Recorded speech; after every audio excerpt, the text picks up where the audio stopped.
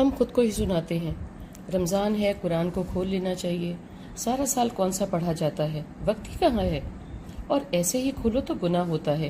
وضو کر کے آرام سے تسلی سے فارغ ہو کر قبلہ رخ بیٹھ کے خاموشی سے پڑھنا چاہیے نا، اور ایسا وقت تو اس مصروف زندگی میں ہے نہیں، تو قرآن تو بس شادی میں ملا تھا، رمضان میں ڈھونڈ لیتے ہیں اور دورہ قرآن میں لے جاتے ہیں، یا خود ہی پڑھ لیتے ہیں۔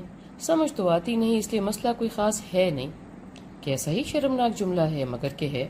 شرم ویسے ہم کو آتی نہیں ہے نا، لا ریب۔ ویسے بھی رمضان ٹھیک ہے، کرنے کو کچھ ہوتا تو ہے نہیں، نہ آنا نہ جانا، بوریت ہی رہتی ہے، ٹی وی بھی بور ہو جاتا ہے۔ چلو قرآن ہی صحیح، کوئی کہانی کی کتاب پڑھو تو کمزوری کی وجہ سے سمجھ ہی نہیں آتی کہ قصہ کہاں جا رہا ہے اور کردار کہاں۔ قرآن کو تو سمجھنا نہیں پڑتا، فر گزرتے جاؤ، کبھی آنکھ بند کبھی کھلی، اور صفحے پلٹ کے دیکھتے جاؤ کہ ابھی بھی پارا نہیں ہوا۔ قرآن کی خیر ہے پڑھنے کے لیے، ضروری نہیں ہے ہم یہ جملے اونچی آواز میں خود سے یا کسی اور سے کہتے ہوں، مگر ہمارے عمل کو دیکھ کر یہ کہا جا سکتا ہے کہ دل و دماغ کے پیچھے کیا چل رہا ہے۔ یہ ضمنی بات راستے میں آ گئی۔ ویسے الکتاب ہدایت نامہ ہے، کوئی دو کا پہاڑا نہیں کہ رٹ لیا پاس ہو گئے، اور نیا بستہ نئی جماعت اور نیا استاد۔ یہاں تو استاد بھی حی القیوم اور کلام بھی اس قادر مطلق کا۔ کتاب یہی رہنی ہے، سبق بھی نہیں بدلنا۔ 100 مرتبہ پیدا ہو لے اور کہیں سے گھوم کے آ جائیں، اللہ سونے کا کلام وہیں کھڑا ہوگا، وہی حق پیغام لیے بنا رد و بدل کے۔ ویسے آپ کی زندگی میں بہت آسانیاں فراوانیاں نہ بھی ہو تو بھی چلے گا، جیسے کہ وضو نہ ہو، خاموشی نہ ہو، یکسوئی نہ ہو، جائے نماز نہ ہو۔ اللہ نے زمین کو پاک کر دیا اس کا نام لینے کے لیے، کپڑے بس اتنے ہوں کہ سطر ہی ڈھانپا جا سکے۔ اللہ سب کے حالات جانتا ہے، کوئی ماننے والا لو لگانے والا کیسے کہیں بے ادبی کر سکتا ہے۔ اللہ سب کے حالات سنوارے اور برکتیں نشاور کرے اور سمجھ کر پڑھنے کی توفیق دے، آمین۔ تو میں کہہ رہی تھی، آپ کے پاس آپ کی قرآن اٹھانے اور کھولنے کی تنہا نیت کے علاوہ کچھ بھی نہ ہو تو بھی چلے گا۔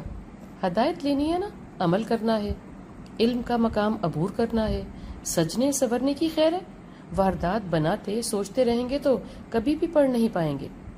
وہ ہے نا مردود، ہر راستے کے شروع میں کھڑا، کبھی کچھ بتاتا ہے تیاری کے نسخے، کبھی کچھ۔ ذرا سوچئے، کیا خود کے بچے کا منہ چومنے کے لیے لپسٹک لگانا ضروری ہے؟ ماں باپ کی پکار پہ آپ ان کی طرف لپکو گے کہ کنگھی پٹی کرو گے؟ ایسا ہی ہے، یہ کلمات آپ کے لیے عرش سے آپ کی طرف آئے ہیں، پھر میک اپ کیسا؟ اللہ سونے کے کلام کا افضل ترین مقام ہے، اس سے نہ تو پڑھنے والے کو انکار ہے اور نہ ہی نہ پڑھنے والوں کو، تو بحث کیسی؟ بہرحال قرآن اٹھانے کے لیے بس آپ کو آپ چاہیے ہو، اور آپ کی نیت کے آپ کو اللہ کا پیغام جاننا اور ماننا ہے، اس کے علاوہ کچھ نہیں، کچھ بھی نہیں چاہا گیا۔ جاننا اور ماننا کے بعد ہے عمل۔ عمل کے لیے نیت پکا ارادہ نہ ہو تو ماننے اور جاننے کا مقام صفر، بلکہ ڈبل صفر۔